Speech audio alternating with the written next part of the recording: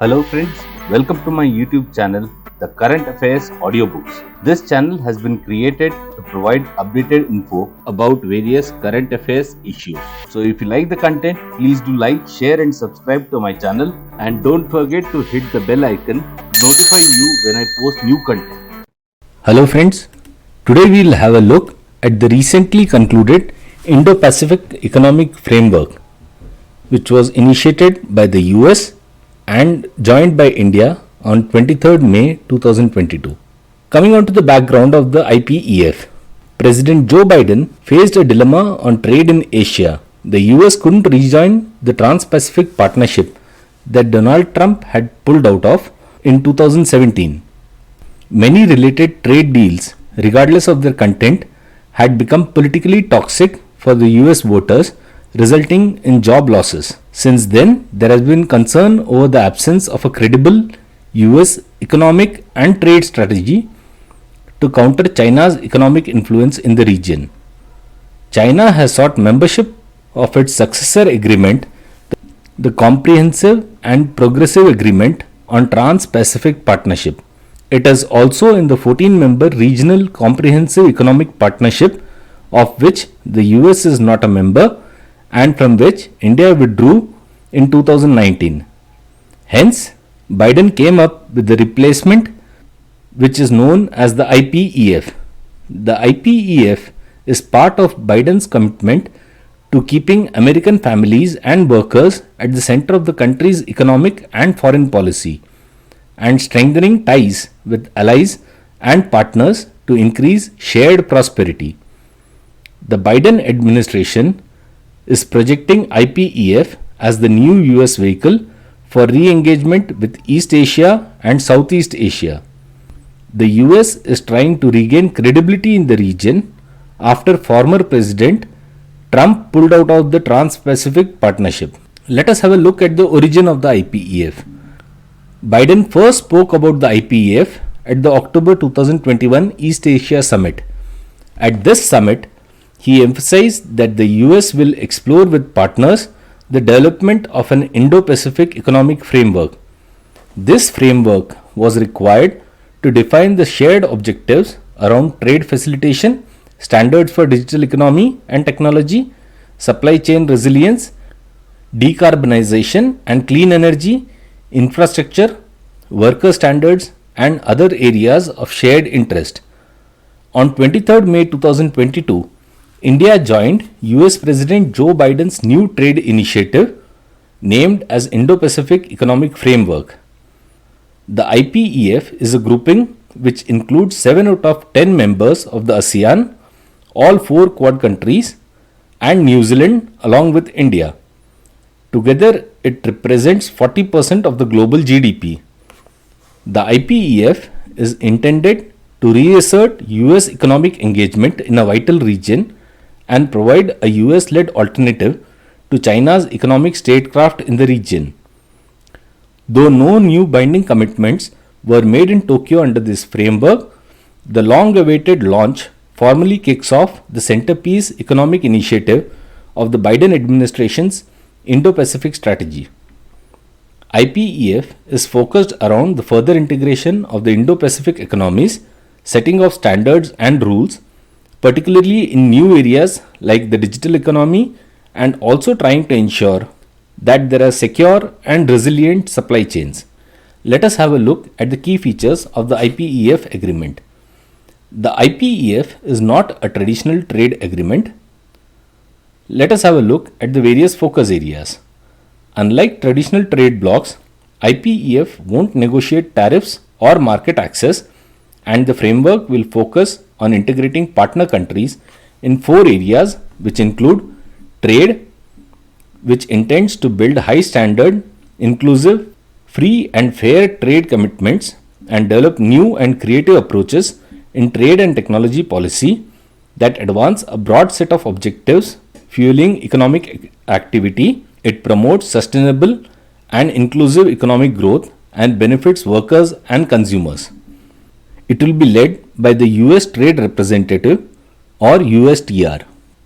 The second focus area is of supply chains. IPEF is committed to improving transparency, diversity, security, and sustainability in supply chains to make them more resilient and well integrated.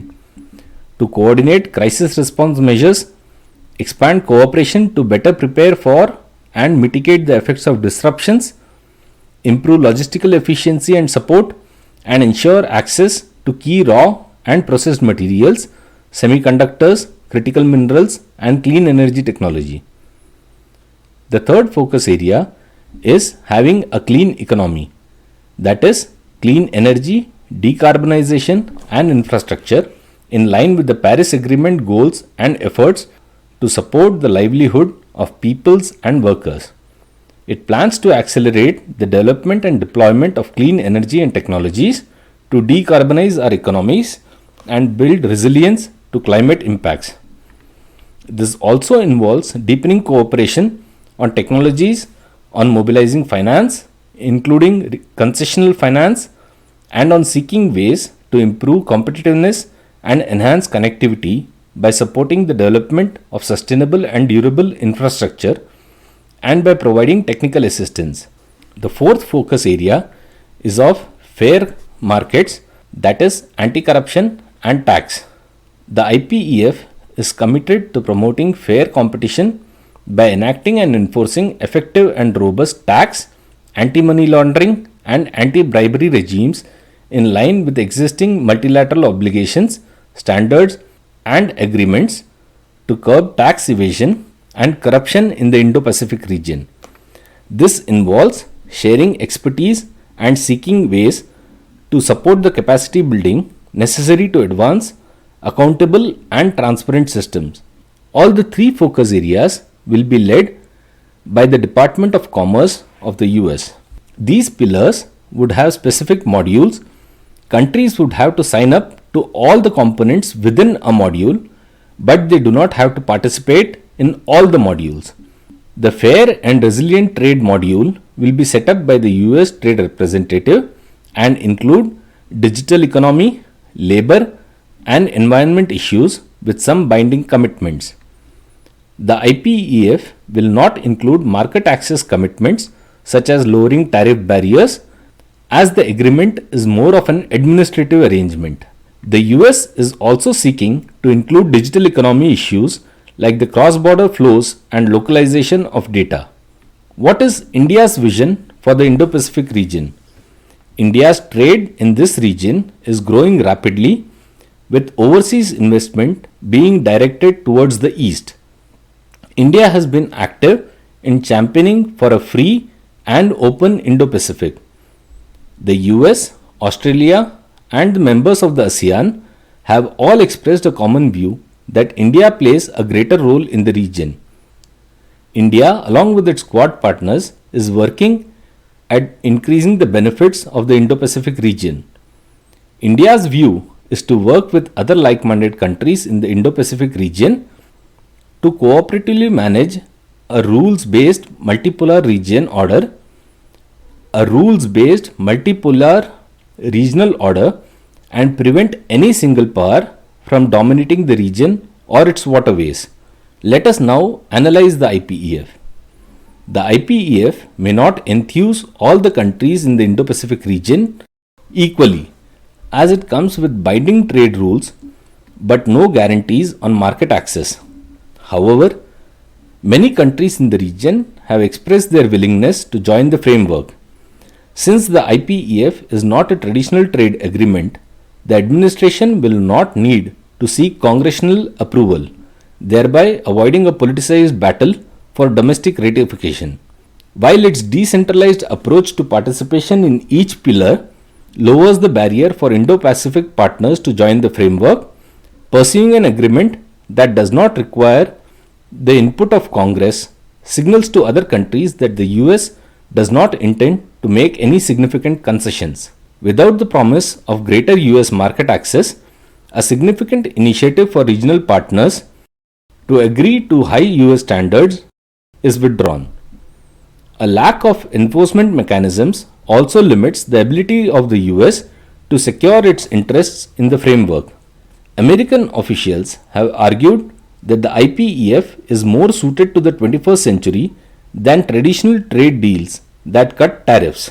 They have also made it clear that conventional agreements have become politically toxic in US politics, making it difficult to sign deals that grant market access. IPEF will be an open platform, but it has faced criticism from the Chinese government that any agreement could lead to greater turmoil in the region.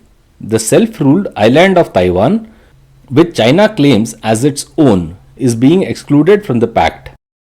The island was ultimately left out of the framework to secure the participation of other South and Southeast Asian countries reluctant to antagonize Beijing.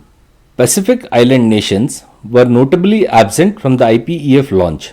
India and the US have contrasting views on digital commerce, labor, and environmental standards, and India strongly resists putting such standards in any of the free trade agreements it enters into. Data portability is one of the key issues for India that remains unaddressed. E commerce rules are another key issue. India's labor standards have actually become weaker, and Indian institutions lack the depth to address these regulatory issues vis a vis other countries in the IPEF, which have a certain amount of preparedness. To conclude, the IPEF is considered as an anchor of the US administration's economic policy in a critical region, and failure would be a significant blow to its objectives. Following a promising launch event, attention now turns to how effectively the US administration can move to formal negotiations and offer incentives for key countries in the region to remain involved and make meaningful commitments.